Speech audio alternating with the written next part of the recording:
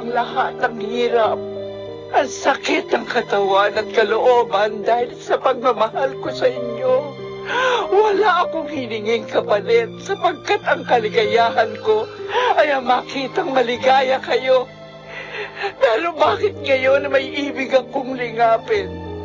Binibigyan niyo ng hangganan ang aking pagmamahal. Hindi nasusukat ang pagmamahal. Mr. Romántico. Kumusta po kayong lahat, mga giliw naming tagapakinig? Inaanyayahan ko po kayong pakinggan ang pagsasadula ng mga liham kasaysayan ng pag-ibig na padala ng ating mga taga-subaybay at bibigyan buhay ng inyong mga paboritong bituin sa radyo. Mga kasaysayang nagtatampo ng mga pusong sugatan, mga pusong sawi, at mga pusong punong-puno ng pagmamahal. Lahat po yan dito sa ating dulang. Mr. Romántico.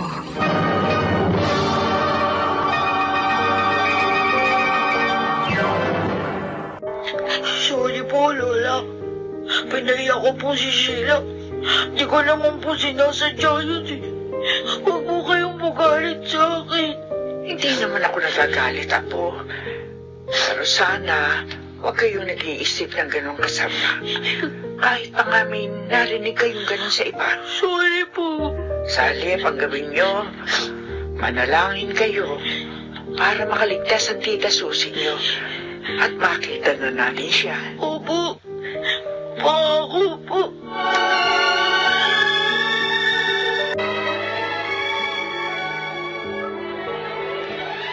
Mukhang malakas ang restaurant nyo, Nanay Mariana. Ay, oo, attorney. O, karaming bumibili ng ulam. May mga dito na rin kumakain. Naisip ko nga, litratuhan to para maipakita ko kay Rodel. Maganda ho naisip nyo. Tiyak na matutuwa siya. Ay, isa nga pala, tungkol ho kay Susi. O, bakit to, attorney? May impormasyon ka na bang nalaman tungkol sa kanya? Ang nalaman ko sa mga kapitbahay nila, tuluyan ang nalulong sa bawal na gamot si Greg. Oh, Sumama na rin sa mga masasamang tao, tulad daw ng mga magnanakaw, may maibili lang ng droga. ay, siya na rin ang sumira ng buhay niya. Pero ang higit na masakit sa akin, hinira niya ang buhay ng anak ko. Pinagtanggol ko si Susi sa kanyang ama dahil sa kababuyan ginawa sa kanya. Nung palahigit paroon ang gagawin sa kanya ng kanyang asawa. Napakasama ni Greg. Attorney, si Susi, nasaan daw siya ngayon? Yun ho ang hindi alam ng mga kapitbahay nila. May sakit daw siya noon nang palayasin ni Greg. Napakasama niya talaga. Dapat niya pagbayaran ang kanyang mga pagkakasala. Attorney, gusto kong kasuhan din natin ang taong yun.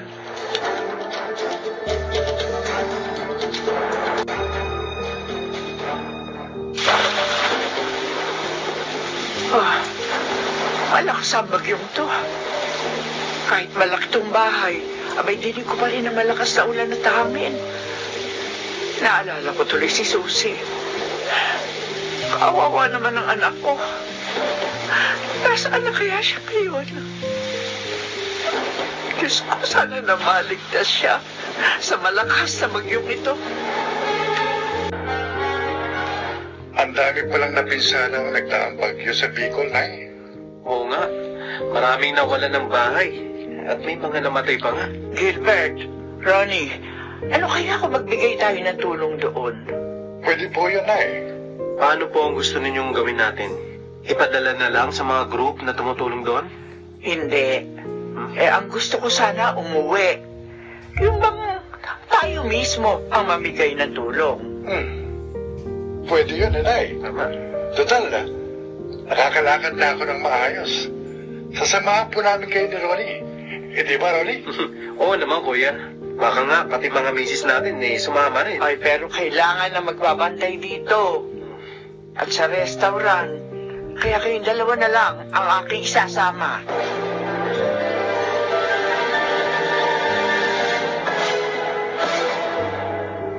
Ay, mukhang pagod na kayo, ha? Kaya niyo pa ba? Oo naman, anak. Kaya ko pa. Kung gusto niyo po, kami na lamang ni Ronnie bahala rito. Doon na lamang kayo sa sasakyan natin. Siya nga naman po, Nay. Kaya na po namin ito ni kuya. Kaya ko, mga anak. Nanamlay lang ako dahil naawa ko sa mga una natin nakita. Namatayan na nga sila. Nawasak pa yung bahay.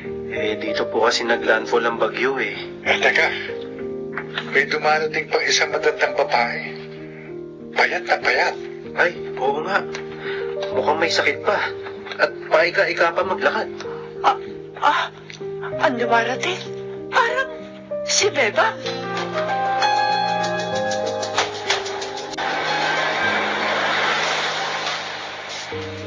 Ay, pasensya na kayo. Nahuli ako. Kasi naman itong mga bakoy kay sakit. Kaya tuloy hindi ako napasama sa mga pumila sa kanila. Paano ho ba mga paa niyo? Ninabagsakan ito ng mabigat na bagay ng bagyo. Nako, Lola. Ang payat niyo na po May sakit po ba kayo? Ay, huwag sana kayong mandidiri sa akin, mga amang. May sakit ako sa baga. Tapos, nawasak pa ng bagyo ang bahay at tindahan ko. Wala akong nailigtas. Naku, kawawa naman po kayo. Nasaan ho yung mga anak niyo? Nasa sila sa Maynila.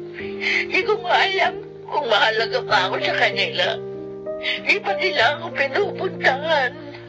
Baka naman may problema sila. Oh, kilala niyo ba ako? Hindi mo na ba ako natatandaan? Tingnan mo akong mabuti. Ay, ako si Mariana. Ay, oo nga. Ikaw si Mariana. Oo, tama. Mga anak po kami ni Ay. Ako po si Gilbert, ang pangalan niya. At ako naman po si Ronnie, ang manugang po niya. Ay, kayong namimigay ng tulong? Ako, medyo biniyayaan ako, Bebang. Kaya gusto ko itong ibahagi sa aking kapwa. Nakakahiya sa iyo. Ang laki ng kasalanan ko. Tapos na yun, Bebang. Huwag mo nang isipin. Tutulungan kitang muli makabangon. At ipaalam din namin sa iyong mga anak ang iyong kalagayan. Ay, salamat, Mariana. Talaga naman napakabuti mo. Ay, kumusta nga pala si Nena? Narito pa rin ba siya? Ay, si Nena. Oo. Ala na siya. Kasama siya doon sa mga namatay nung bumagyo.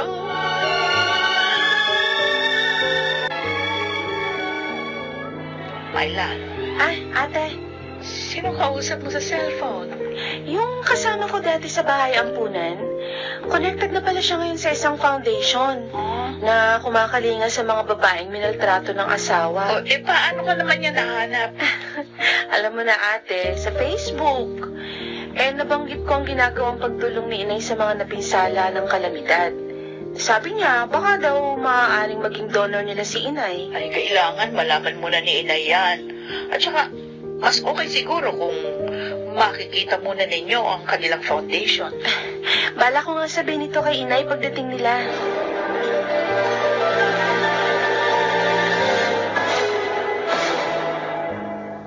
Nakita pala niya doon ng isang taong may atraso sa inyo, Nay. Kunento sa akin ni Ronnie.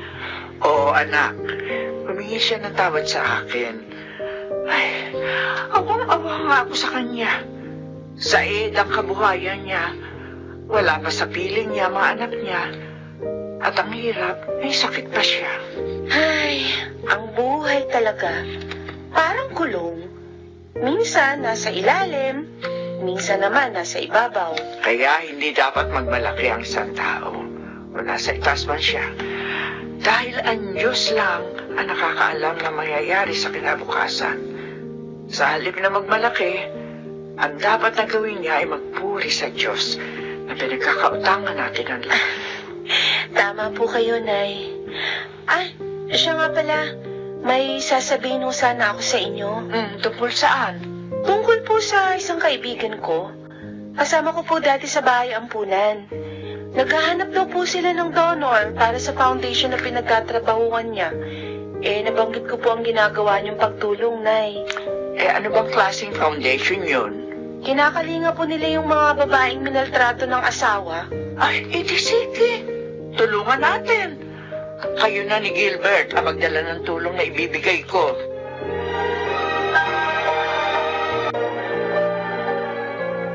Ay, grabe. Hindi ako makapaniwala sa mga nakita ko rito, Kuya Gilbert. Para pala itong maliit na mental hospital. Kasi ang mga kinukukup nila, mga tulala, yung iba maraming pasa, at meron pang wala sa sarili. Ako nga rin eh. Teka, saan ba tayo pupunta, Myla? Pupuntahan natin yung isa nilang pasyente dito, Kuya. Kailan lang daw yung dumating dito eh. Bakit pa natin pupuntahan? Naibigay na natin ang tulong natin sa foundation na ito. Gusto ko lang makita ang bago nilang pasyente, Kuya. Eto na pala tayo eh. Nakatalikod yung babae. Oo nga. Paano natin makikita ang mukha? Tatawagin ko siya at bibigyan ko nitong dala nating tinapay. Miss? Tinapay para sa'yo. Ayan, Kuya. Mamanap na siya. Hindi. Myla, ang pasyente nila. Tingnan mo. Oo na. Si Ate Susie.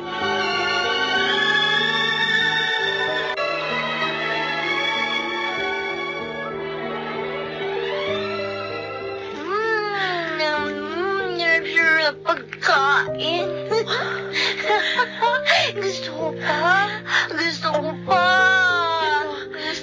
Kumain ka pa. Ayan. Sarap. Ang kawawa kong kapatid. Tinakasan na pala siya ng kalinuhan. Oo nga, Kuya. Bakit hindi niya na siguro kinaya ang kanyang mga tinanas?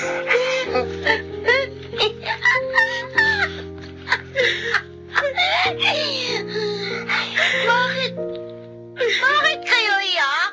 Ha? Bugbog din kayo asawa niyo? Ha? Ako, hindi lang bugbog eh. Benta pa. Tapos, pati anak ko, wala din. Kinuha din niya. Kinuha niya ang anak ko.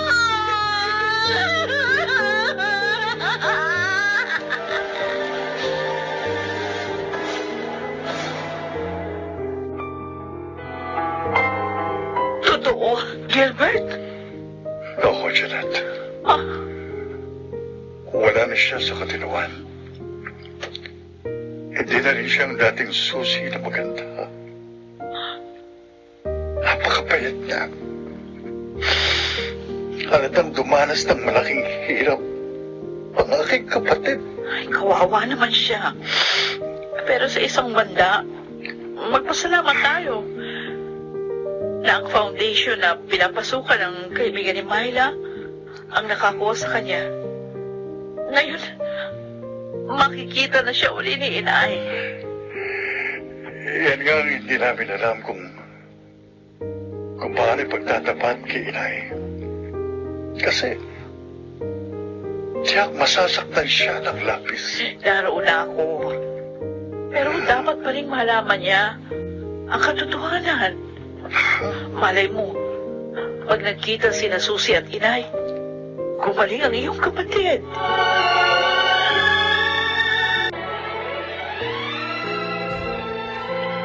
Kumusta nga pala lakad niyo kahapon, Gilbert? Myla, hindi ko na kayo natanong kagabi. Dahil napagod ako sa restaurant. Maaga ako nakatulog. Okay naman po, Nay. Nagpapasalamat nga po sila ng husto sa tulong na ibinigay nyo. Pwede bang samahan niyo ako doon ngayon? Ho? Bakit ho? Ibig ko makita ang kalagayan ng kanilang mga tinutulungan. At para malaman ko rin, ang maaari ko pang itulong sa kanila. Alam niyo naman, hindi ba? Dati rin akong pinagmalupitan na inyong ama. Hanggang sa maganap ang malagim na pangyayaring yon. At napatay ko ang ama niyo dahil sa ginawa kay Susie. Pero hindi niyo sinasadya, Inay. Ngayong sasaksakin ni Itay, ilagaw ninyong patalim sa kanya at aksidenteng nasaksak niyo siya. Pero ako ang idiniin ng natitira niya kamag-anak noon. Kaya ang puso ko malapit sa mga babaeng minamaltrato ng asawa. Ano? Sasamahan niyo ba ako? Kuya, paano ba to? Oh, bakit ba? Anong problema? Nay, bago tayo magpunta ron, mangako kayo na magiging matatag. Ano ba itong anak ko? Sige na po, Nay. Pati ba ikaw, Myla? Nagtataka tuloy ako kung bakit kayo ganyan. Bakit ba? Hindi po namin alam. Kup pala ng foundation na yon si Susie. Ha? Ang kapatid niyo? Kung gano'n, anak, tayo na. Samahan niyo na ako. Sabik na ako makita muli ang kapatid niyo. Nay, may sasabihin pa po kami ni Kuya. Saka na lamang yan. Gusto ko na makita si Susie. Halika na, tayo na.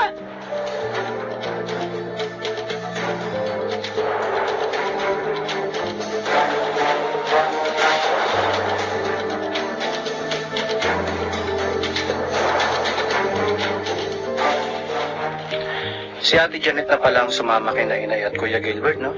Oo, mahal. Gusto rin kasing makita ni Ate si Ate Susie. Kailangan din niyang tulungan si Kuya kay Inay. Dapat kasi dito pa lang ipinagtapat nyo na kay Inay na kahit natagpuan nyo na si Ate Susie, eh wala naman yung sa katinuan. Tinangka naming sabihin. Pero hindi na namin napigil si Inay sa pagmamadaling makarating sa kinaroroonan ni Ate Susie. Saka na lang daw pag-usapan ang sasabihin namin. Eh palagay ko naman, walang mangyayaring hindi maganda kay Inay. Kahit makita na niya si Susie ngayon. Dapat po, sinama nila ako. Dahil nahanap na po pala ninyo ang mami ko. Sheila? Kanina ka pa ba dyan? Opo, Tito Ronnie. At narinig ko po lahat ng mga sinabi ninyo tungkol sa mami ko. Tita, Tito, gusto ko po makita si mami. Dali niyo po ako sa kanya, please po. Sheila, hintayin muna natin ang sasabihin ng Lola Mariana mo. Pero miss ko na po ang mami ko. Oo, Sheila. Naunawaan naman namin. Pero dapat pa rin hintayin natin ang pasya ni Inay bilang pagrespeto at paggalang natin yun sa kanya.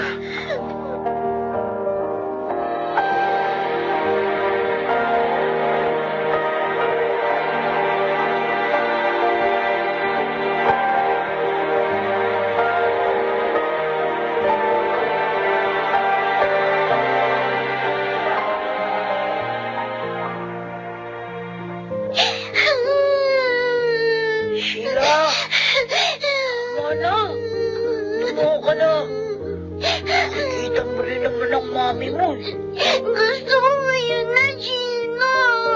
Dapat mo sundin sila, tita. Dahil sila nakakalam ng makabubuti para sa'yo. Pero bakit sila naglihim sa akin? Mami ko naman yan, ah. Hindi sila naglihim. Hindi lang agad nasabi sa'yo. Kaya, mabilis yung mga pangyayari. Nagmadali agad si Lola na makita yung mami mo. Kaya huwag ka magtampo sa pamilya mo. Buti ka ko. May tunay kang pamilya. Kasama mo sila. At mahal ka. Di lahat ganun. Chino. Kaya huwag mo ngayang masira ng tampo ang sayang nararamdaman mo sa piling nila.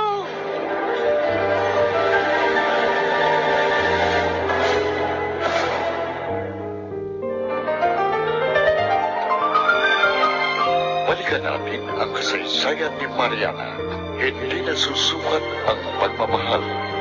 Ito sa ating dulang mga ginintuang kasaysayan.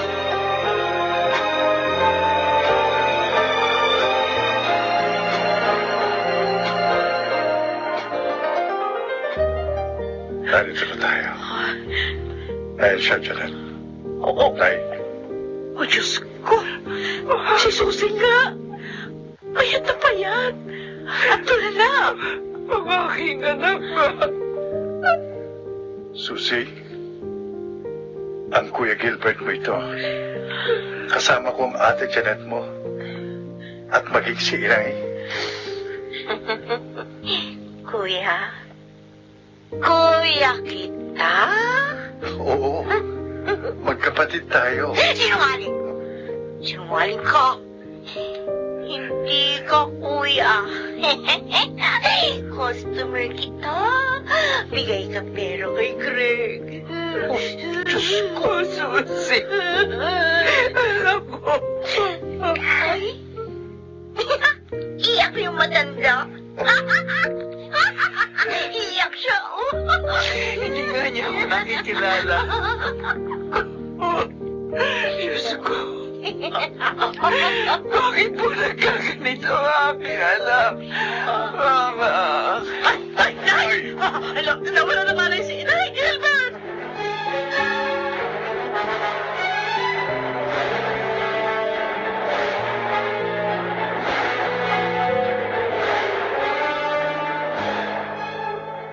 Oo, kuya.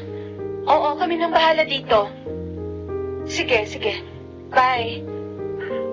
Oh, anong sabi ni Kuya Myla? Si Inay. Nawalan daw ng malay dahil sa sama ng loob nang makita ang sinapit ni Ate Susi. Ano? Ito na nga pang inaalala namin ni Kuya. Na baka may masamang mangyari sa kanya. Namana! Oh, Gino? Kumusta na po si Lola? Ano na daw po yung kalagayan niya?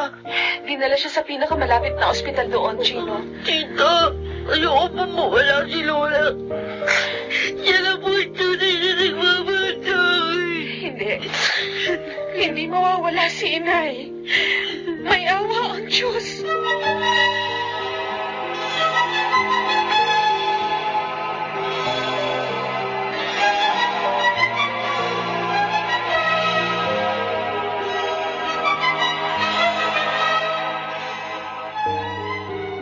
Nay.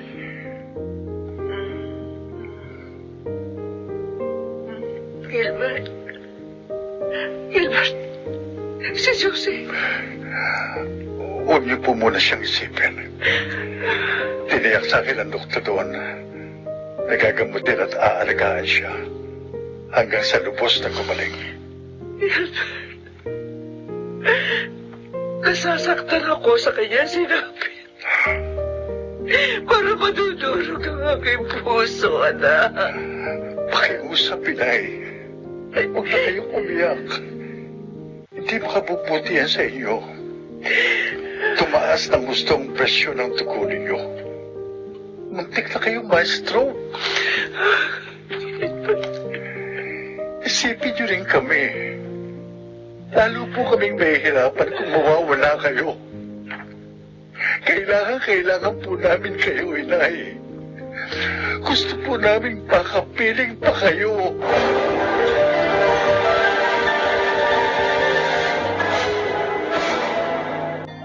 Yun ang sinabi ni Tito Gilbert nung tawagan niya si Tita Myla. Kawawa naman si Lola. Nasa hospital pala siya. Na-hospital siya nung makita si Mami. Kaya nga, pag-pray natin si Lola at Sheila. Kaya gumaling na at makauwi na dito. Oo, Chino. Ipag-pray natin sila ni Mami.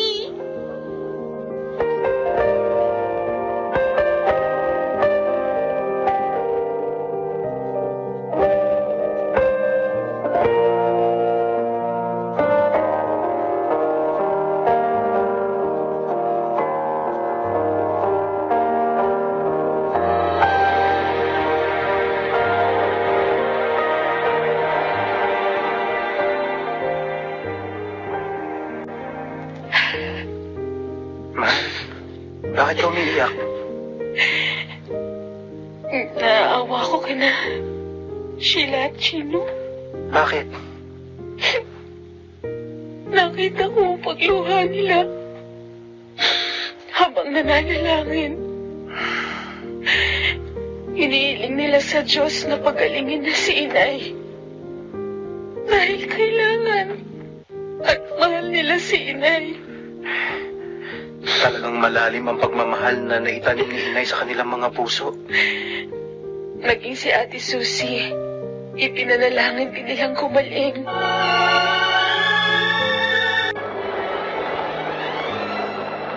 Tay, narito na po tayo sa bahay. Papasok na tayo. Ang driver na po ang bahala dito sa sasakyan natin. Oo, anak. Aalalayan ko na kayo, Nay. Huwag niyo akong alalahanin. Kaya ko na. Ngayon, alam kong dapat na higit akong magpakatatag. Dahil kailangan ako ni Susie. Lahat po kami na nagmamahal sa inyo, Inay. Kailangan kayo.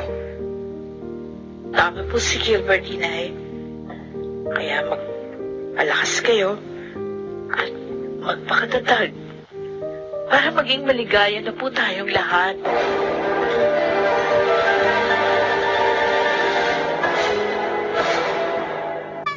Anak ko! Sheila! Lola! Masaya po kami dahil magaling na kayo. Kasama na po uli namin kayo. Namiss po namin kayo, Lola! Namiss ko rin kayo, Sheila. Chino, nag-pray po kami kay Papa God na pagalingin po kayo. At dininig niyo po kami. Oh, salamat sa inyo, mga apo ko. Mahal na mahal niyo pala si Lola. Opo, Lola! Talaga napakarami pang dahilan upang hangarin ko pang mabuhay. Kaya pangako ko sa inyo, magpapakatatag si Lola at iingatan ko ang aming sarili upang patuloy ko pa kayo magabayan.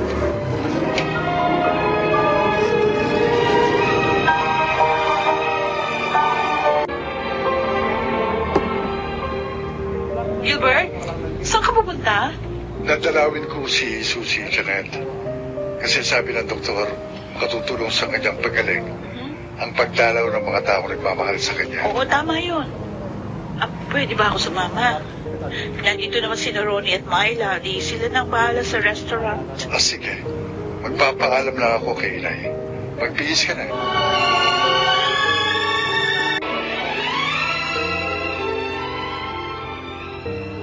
Mahal, dinalo pala ni na Kuya at Ate si Ate Susie, no? Oo, Ronnie. Buti naman. At hindi nagpumilit sumama si Sheila. Nauunawaan niya na ngayon na may tamang panahon para to. Teka nga. Kanina ko pa napapansin na parang matamlay ka yata. Bakit? Ewan ko ba? Parang natali kong mapagod. Alam mo, ilang araw na akong ganito. Tsaka, parang lagi ako inaantok. Ako, hindi ko gusto yan, ha? Bukas na bukas din, isasamahan kita na magpatingin ka sa doktor para maagapan kung ano man yung nararamdaman mong hindi maganda. Oo, sige. Ayoko nang magkasakit na nung. Ayoko nang maragdagan pang alalahanin ni Inay. Ano kaya kung kasama natin dito ang bata? Baka makatulong siya sa kanyang ina. Maaari ka. Sasabihin natin ito sa doktor. At sana, payagan ang bata.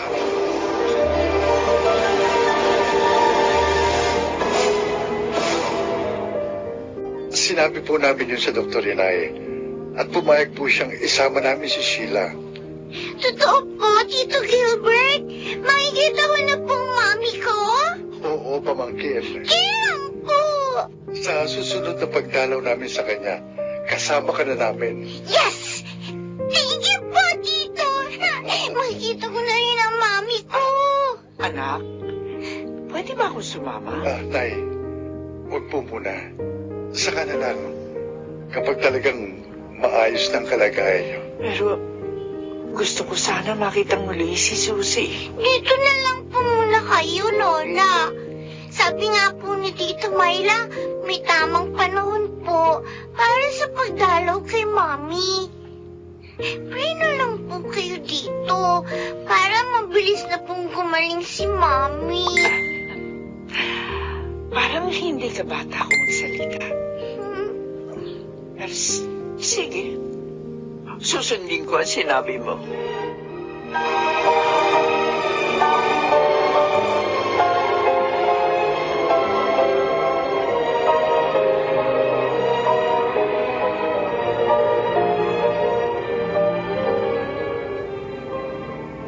Isinama na po pala ni na Kuya Gilbert si Sheila?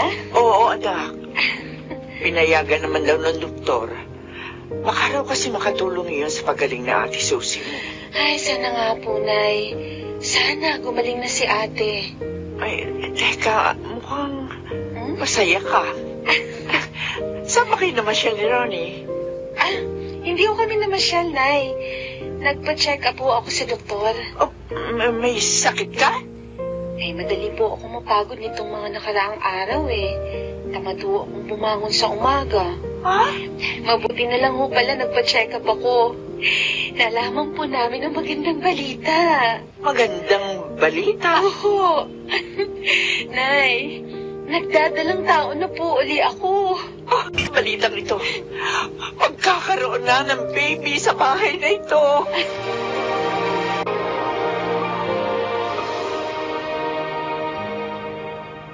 Ayan ang mami mo, Sheila. Mami? Mami? Ako po si Sheila. Ang anak po ninyo. Sheila?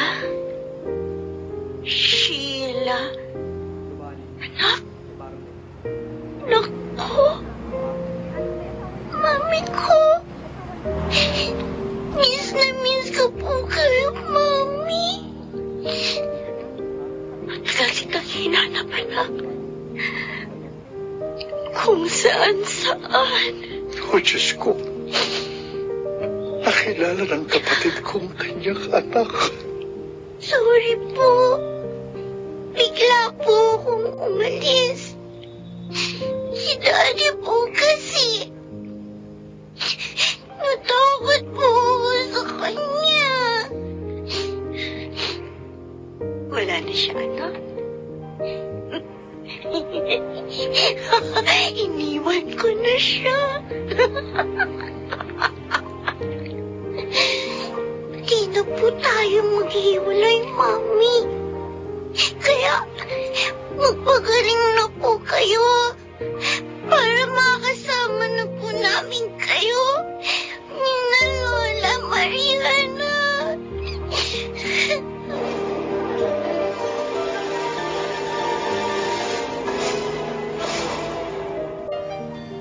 Masaya ako para sa inyo, Gilbert. Salamat ho, attorney. Kamusta naman ang pagkikita ng mag-ina? Mabuti po. Sabi ng doktor, nakatulong ng malaki yon sa pagsigla ng kapatid ko. Maging sa kanyang paggaling. Siya nga pala, attorney. Sabi ni Inay, gusto po niyang mag-file ng kaso laban sa asawa ni Susie. Gusto niyang mabilanggo ang lalaking yan. Okay, sige. At itutuloy ko na rin ang paghahanap sa kanya. Ngayon, mas matututukan na yun ang pansin. Dahil natagpuan na si Susie.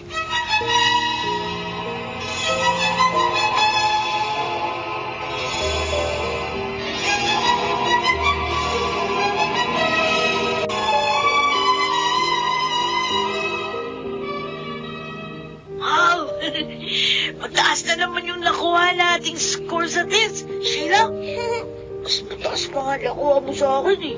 Talagang nag-aral ako ng gusto, Chino. Para maging highest ako sa test. Kasi gusto ko matuwa si Lola at maging si Mami pagdating niya. Alam mo na ba kung kailan siya makakauwi dito? Hindi pa nga eh. Basta alam ko, malapit na yon. Wish ko nga kay Lord, sana before Christmas, nandito na si Mami para maging buo na uli ang Pasko ko. Pwede ba akong sumama sa susunod na pagdalaw niyo sa Mami mo, Sheila? Para makita ko rin siya. Sa akin, okay yun. Buti nga yung makita ni Mami na marami tayong naghihintay na gumaling na siya. Yaan mo, sasabihin ko kay Tito Gilbert ang sinabi mo.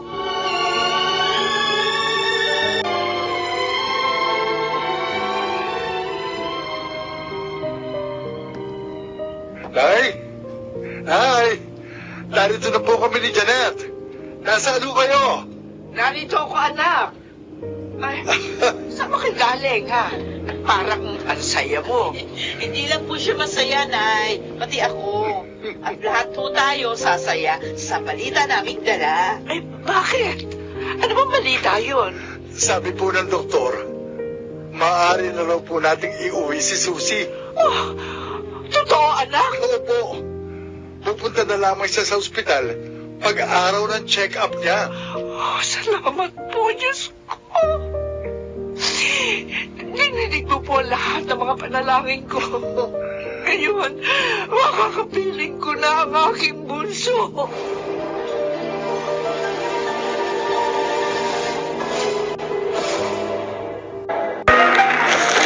Gabi na. Ma-check na kung nakasara ng lahat ng mga pinto dito sa bahay.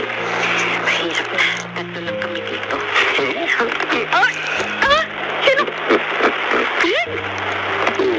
Kilala mo pa pala ako, magaling kong asawa, ha? Bakit may baril ka? Paano ka nakapasok nito? Siyempre. Matalino ako, kaya lahat magagawa ko. Kaya nga may dala akong baril. Umalis ka na! Patahimikin mo na kami! Masyado ko naman nagmamadali. Aalis din ako. Pero pag nakuha ko na ang lahat ng salapi mo. Wala ako sa... Tagal mo naman. Kainip na yung anak mo, kaya sinundan kita. Sino ka? Bakit may baril ka? Lola! Lola!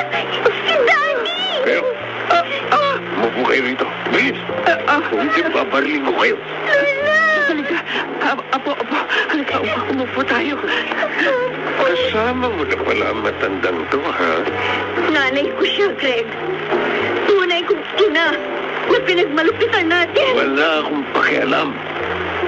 Nasarapin nyo. Ilabas nyo. Pati mga lahat. Tulong ka na ba? Wala ako ng mga yun. Talagang gusto mong masaktan na naman, ano? Daddy! Maawa po kayo! Tumahimik ka. Buisit. Sakay ko ang unahin kong barilin. Napakasama mo talaga. Hindi mo nakilala ang pamilya mo. Kikilos ba kayo o hindi? Kailangan mo kayo ako ng tulong sa mga tao. Dapat mailigtasin na Lola. Buti na lang, nakalabas ako sa bahay sa pamamagitan ng pintuan sa likuran. Kanino kaya ako nagtulong? Tito! Bakit saan ka sa labas? Gabi na! Tito Gilbert! Buti pa nakita niyo ako dito. Bakit ka umiiyak at natatakot? Nakakapasok naman sa ng tao sa bahay. In-stage ba? Niya sina, Lola!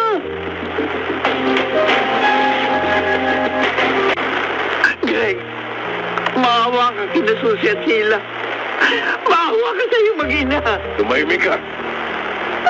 Buti na, sa banyo ko lang sila ikinulong. Ngayon, akin ang salapi mo. Sige. Oo, eto lahat. Huwag mo lang kami saktan. Bakit ito lang? Ang konti ito. Wala akong malaking halaga dito. Kailangan ko pa mag-withdraw sa ATM ko. Kung gano'n, sasama ka sa akin. Kukunin natin ang lahat ng pera mo. Halika. Ibibigay ko na lamang sa iyo ang password ko. Hindi. Gagawin kitang pananggalang. Dahil Huwag mo ko ilahin. Susunod ako. At huwag kang magkakamali kumilos ng hindi ko gusto. Dahil papatayin kita.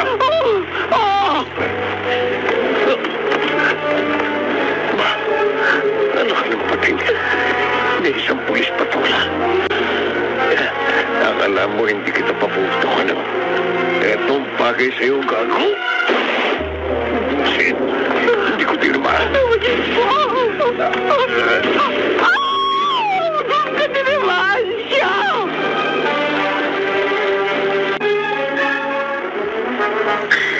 Inay! Kuya Gilbert! Salamat at nakita ko pa kayo. Akala ko katapusan na namin mag-ina. Huwag ka nang umiyak, anak. Huwag ka nang matakot. Tapos na ang lahat ng problema natin. Ano pong... Patay na si Greg, Susie. Ha? Patay na? Napatay siya ng mga pulis. Tinanggap pa kasi niya lumaban kahit may tama na siya. Pinagbayaran din niya ang lahat ng kanyang kasamaan. Oo, anak. Patotoo lang yan, na walang utang na hindi pinagbabayaran. At hindi natutulog ang Diyos. Kung hindi man niya tayo agad itinutuwid sa ating mga pagkakamali, hindi ibig sabihin nun na kinukonsinti niya tayo. Dahil ang totoo, may takdang panahon siya para sa pagtutuwid at pagbabagong buhay natin. Tama ka, Ate Janet. At dahil wala na siya, maliwanag na ngayon ang buhay natin lahat. Dahil sa tulong ng Diyos, mahaharap na natin na maligaya ang darating na bukas.